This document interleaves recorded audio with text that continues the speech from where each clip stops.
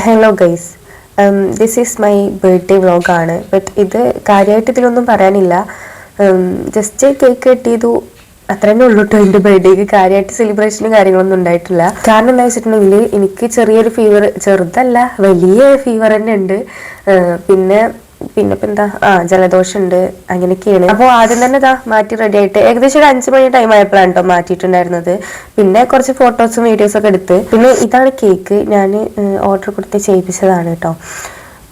പിന്നെ ഇപ്പം എന്താ കേക്ക് കട്ടിങ് കാര്യങ്ങളൊക്കെ തന്നെയാണ്. ഞാൻ ഭയങ്കര സ്ലോ മോഷനായിട്ടാണ് കേട്ടോ കേക്ക് കട്ടിങ്. കാരണം എന്താ വെച്ചിട്ടുണ്ടെങ്കിൽ ഇമ്മ ഫസ്റ്റ് വീഡിയോ എടുത്തപ്പോൾ അത് ഓൺ ആയിട്ടുണ്ടായിരുന്നില്ല. ഇമ്മ വീഡിയോ എടുക്കാൻ ഞാൻ സ്റ്റാൻഡ് ചെയ്തിട്ട് വീഡിയോ എടുക്കുകയല്ല.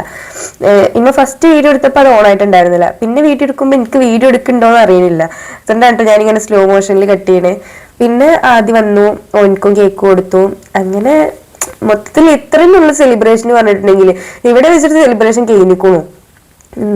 നമ്മള് ഒരു സ്പെഷ്യൽ ഫുഡ് ഉണ്ടാക്കുക അങ്ങനെയൊന്നും ഉണ്ടായിട്ടില്ല. മെയിനായിട്ട് ഞാൻ ഈ ഡ്രസ്സ് ഇട്ടിട്ട് കുറച്ച് ഫോട്ടോസും വീഡിയോസും എടുത്തുക്കണു. അതാണ് കാര്യമായിട്ട് ഉണ്ടായിരിക്കുന്നത്. പിന്നെ നമ്മള് മെയിൻ ചടങ്ങ് അങ്ങോട്ടും ഇങ്ങോട്ടും കേക്ക് വായിൽ വെച്ച് കൊടുക്കുമല്ലോ. അത് പിന്നെ ബർത്ത്ഡേക്ക് സാധാരണയായിട്ട് കണ്ടുവരുന്ന ഒരു കാര്യമാണല്ലോ. അതായിരുന്നു പിന്നെ അടുത്ത കാര്യം. പിന്നെ അതൊക്കെ കഴിഞ്ഞ് ആദ്യം എനിക്ക് ഗിഫ്റ്റ് തന്നിട്ടുണ്ടായിരുന്നു കേട്ടോ.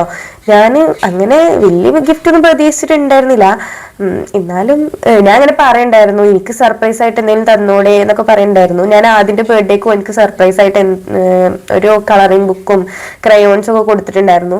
അപ്പോൾ ഓൻ എനിക്ക് ഒരു ബാങ്കിളാണ് കേട്ടോ തന്നത്. ഓൻ തന്നെ സെലക്ട് ചെയ്തതാണ്. പറഞ്ഞു ഓന് ഒരു കൂട്ടി വെച്ച ക്യാഷിൽ നിന്ന് എടുത്തിട്ടാണ് ഓന് വാങ്ങിച്ചു തന്നത് പറഞ്ഞു കേട്ടോ. പിന്നെ ഇത് ഇമ്മാന്റെ ഗിഫ്റ്റാണ് കേട്ടോ. സ്വർണ്ണം നല്ല കേട്ടോ, വെറുതെ സ്വർണ്ണപ്പെട്ടിയിലൊരു സാധനം ഇട്ടിക്കാണ്.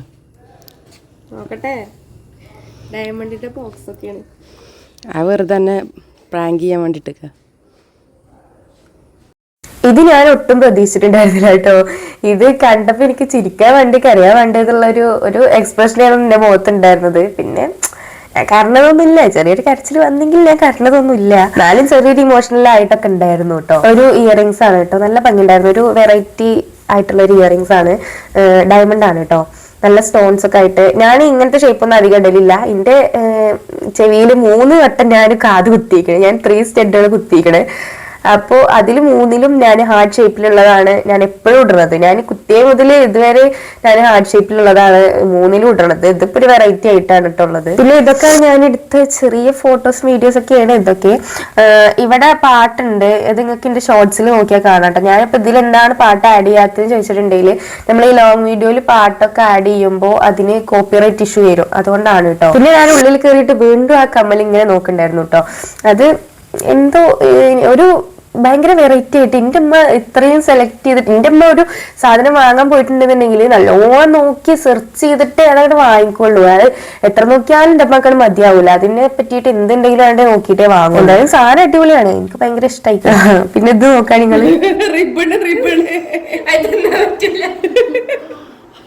ഓന്റെ ബർത്ത്ഡേക്ക് നിങ്ങൾ കണ്ടിട്ടുണ്ടാകും ഒരു ഫുട്ബോൾ ടീം കേക്ക് ആയിരുന്നു വാങ്ങിച്ചിട്ടുണ്ടായിരുന്നത്.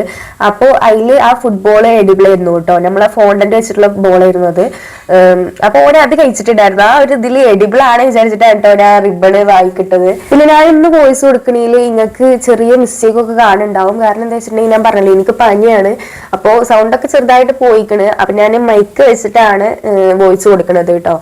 അതുകൊണ്ടാണ് വോയിസിൽ ചെറിയൊരു വ്യത്യാസം കാണുന്നത്. അല്ലാണ്ടെങ്കിൽ ഞാൻ മൈക്ക് വെക്കാതെയാണ് വോയിസ് ഓവർ കൊടുക്കല് കേട്ടോ.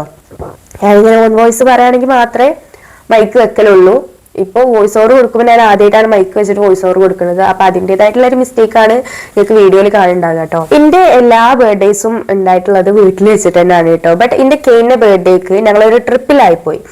ആ ട്രിപ്പിൽ ഇത് കേക്ക് അന്ന് വാങ്ങിച്ചത് ഇതൊന്നും ഞാൻ അറിഞ്ഞിട്ടില്ല. അതിന്റെ കഥ ഞാൻ നിങ്ങൾക്ക് പറഞ്ഞുതരാം. എന്റെ ബർത്ത്ഡേ ഡ്രസ്സായിട്ട് ഞാൻ സെലക്ട് ചെയ്തിരുന്നത് ഇതായിരുന്നു കേട്ടോ. ഞങ്ങൾ അന്ന് ട്രിപ്പ് പോയിട്ടുണ്ടായിരുന്നത് മൈസൂരിക്കായിരുന്നു. പിന്നെ ഇതാണ് എന്റെ ഇമ്മയും ഇപ്പിയും കേട്ടോ.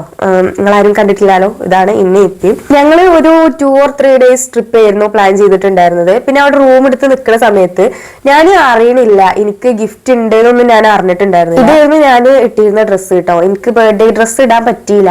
കാരണം തിരിച്ചു വരുന്ന ടൈമിലാണ് കേക്ക് കട്ട് ചെയ്യുന്നത്. വിഷയം ഞാൻ ആദ്യം മുതൽ പറഞ്ഞ നിങ്ങൾക്ക്. ഞാൻ ഇങ്ങനെ റൂം എടുത്ത് നിൽക്കുന്ന സമയത്ത് ഞാൻ അറിഞ്ഞിട്ടില്ല, സത്യം പറഞ്ഞ ഒന്നും ഞാൻ അറിഞ്ഞിട്ടില്ല. ഇവര് ഇമ്മയും ഇപ്പയും കൂടെ കൂടിയിട്ട് ഒരു ഡ്രസ്സൊക്കെ വാങ്ങി അത് പാക്ക് ചെയ്ത് അതിന്റെ പുറത്തൊരു തോട്ട്സ് ഒക്കെ എഴുതി ഭയങ്കര ഒരു ഒരു സെറ്റ് ചെയ്ത് വെച്ചിക്കണം, ഒരു ഗിഫ്റ്റ് ഒരു സെറ്റ് ചെയ്ത് വെച്ചിക്കണം. പിന്നെ ഞാൻ അറിയാണ്ട് അത് കൊടുത്തിട്ട് റാക്കിന്റെ മുകളിൽ റൂമിൽ റാക്കിന്റെ മുകളിൽ കയറ്റി വെച്ച്. പിന്നെ അങ്ങനെ എങ്ങനെയെങ്കിലും ഇത് പോകുമ്പോ ട്രിപ്പിന് പോകുമ്പോ അത് എങ്ങനെയെങ്കിലും അവിടെ എത്തിക്കണല്ലോ.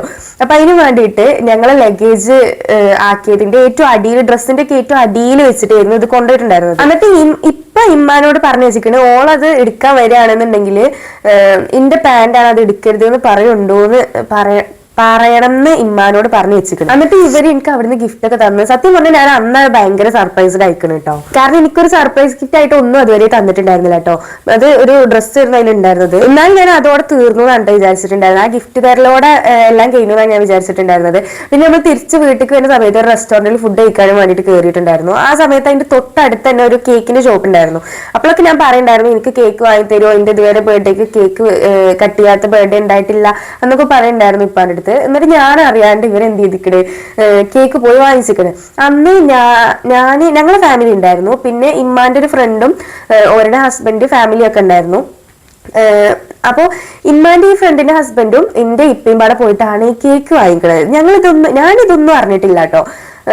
എന്നിട്ട് കേക്ക് കൊണ്ടുവന്നിട്ട് കട്ട് ചെയ്യുമ്പോൾ സത്യം പറഞ്ഞാൽ എനിക്ക് എന്തൊക്കെയാ കാട്ടിനെന്ന് അറിയാത്തൊരു അവസ്ഥയിലായിരുന്നു.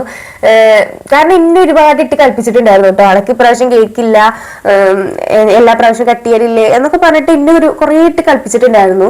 പിന്നെ അങ്ങനെയൊക്കെയാണ് കാര്യങ്ങൾ ഉണ്ടായിരുന്നത്. കെയിന്റെ ബർത്ത്ഡേ അങ്ങനെയായിരുന്നു എന്ന് പറയാ, ചുരുക്കം പറഞ്ഞാൽ അങ്ങനെയായിരുന്നു. പിന്നെ ആദ്യന്റെ ബർത്ത്ഡേയും കെയിന്റെ ബർത്ത്ഡേ ഞങ്ങളൊരു കഫേയിൽ വെച്ചിട്ടായിരുന്നു കേട്ടോ നടത്തിയിട്ടുണ്ടായിരുന്നത്. അതും ഒരു അൺഎക്സ്പെക്റ്റഡ് ആയിട്ട് ഒരു കഫേയിൽ തന്നെ വന്ന് പെട്ടു. അങ്ങനെയൊക്കെയാണ് ബർത്ത്ഡേ വിശേഷങ്ങൾ. അങ്ങനെ ബർത്ത്ഡേ കഴിഞ്ഞു. അങ്ങനെ 15 വയസ്സും തികഞ്ഞു. 15 വയസ്സ്. 15-ാം തീയതി 15 വയസ്സായി. ജൂൺ 15-ാം തീയതി എനിക്ക് ജൂൺ 15 വയസ്സ്, അല്ല ജൂൺ 15 വയസ്സായി. ഹസ്നാക്ക് 15 വയസ്സായി. ജൂൺ 15-ന് ഹസ്നാക്ക് 15 വയസ്സായി. Okay set. അൽഹംദുലില്ലാ. നീ പറ ഇന്നത്തെ അപ്പം എത്ര ഉള്ളൂ? ഉമ്മ പറ. അപ്പം എത്ര ഉള്ളൂ? ബൈ. വാവ്. കുഞ്ഞാന്റെ ഗിഫ്റ്റ് എങ്ങനെയുണ്ട്? സെലക്ഷൻ ഓൻ തന്നെ സെലക്ട് ചെയ്തതാ. ഭംഗിയുണ്ട്, ഓന്റെ പ്രായത്തിലുള്ള സെലക്ഷൻ ഉണ്ട്. റോൾഡ് ഗോൾഡ് ആണ് ഗൈസ്, ഗോൾഡ് അല്ല. ഓന് ഗോൾഡ് വാങ്ങിത്തരാനാകുമ്പോ വാങ്ങിത്തരും അല്ലേ? അല്ല കുഞ്ഞോ, വാങ്ങിത്തരുമോ? ഇപ്പൊ ഇത് വാങ്ങിത്തരാനേ കഴിയുള്ളൂ. ഇത് എനിക്ക് നല്ല ഇഷ്ടമായിട്ട് ഒരു മണി ബാങ്കിലുള്ള പൈസ ഒരു കൂട്ടിയിട്ടാണ്. ഇവിടെ കിട്ടൂല, ഇതാണ് ഒക്കെ വെറുതെ അങ്ങനെ എടുത്ത് കൂട്ടുകയാണ് കഥ പറയാന്. ഇത് പിടിക്ക്. എനിക്കിട്ടായോ?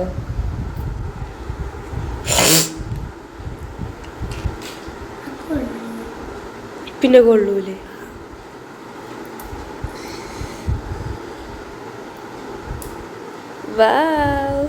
അടിപൊളി കേട്ടോ. ഈ താത്തിട്ട് ഇറക്കിട്.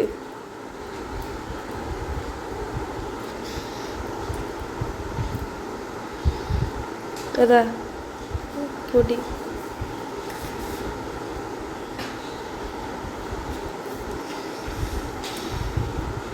സെറ്റല്ലേ? ഇപ്പുറത്തെ എന്താന്നറിയോ, ഇതെന്ത് സംഭവം അറിയോ? രാവിലെ ഭയങ്കര പനിയായിരുന്നു. ഞാൻ ഇന്ന് ക്ലാസ്സിൽ പോലും പോയിട്ടുണ്ടായിരുന്നില്ല പനിയായിട്ട്. അപ്പോൾ രാവിലെ ഭയങ്കര പനിയായിട്ട് ഹോസ്പിറ്റലിലൊക്കെ പോയി മരുന്ന് വാങ്ങി കൊടുത്താണ് അപ്പുറത്തിരിക്കണത്. എന്നാലും വൈകുന്നേരമായപ്പത്തിന് ഒന്നിങ്ങോട്ട് ഒതുങ്ങി കണ്ടപ്പോൾ കേക്ക് കട്ട് ചെയ്തിട്ടുണ്ടായിരുന്നു. ഞാൻ അല്ലെങ്കിൽ ഇന്ന് കേക്ക് കട്ട് ചെയ്യൂലെന്നായിരുന്നു വിചാരിച്ചിട്ടുണ്ടായിരുന്നത്. വേറൊരു ദിവസം കേക്ക് കട്ട് ചെയ്യാന്നായിരുന്നു. പിന്നെ നാളെ പോകുമ്പോൾ കൊണ്ടുപോകാൻ വേണ്ടിയിട്ട് ഇതേപോലെ മുട്ടായി വാങ്ങിച്ചിട്ടുണ്ടായിരുന്നു. അപ്പോൾ അതിന് ഒന്ന് ഞാനും കഴിച്ചിട്ടുണ്ടായിരുന്നു കേട്ടോ.